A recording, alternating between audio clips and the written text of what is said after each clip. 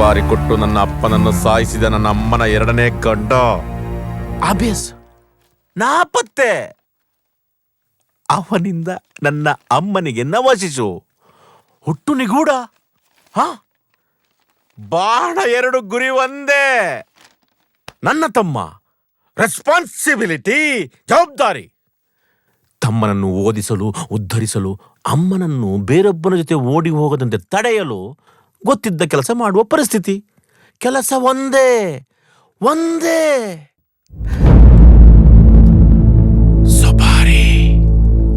18 ಕೊಲೆಗಳ ಮೂಲ ಕರ್ತೃ ನಾನು.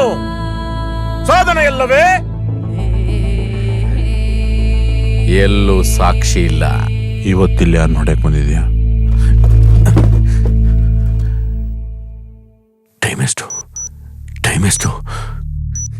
ಟೈಮ್ ಯಾಕೆ ಹೇಳ್ತಿಲ್ಲ ಕಾಲಿಪಿಲಿ? ಯಾಕೆ?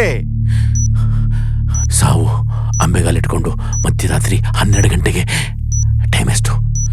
ಯಾಕೆ ಟೈಮ್ ಹೇಳ್ತಿಲ್ಲ? ಯಾಕೆ?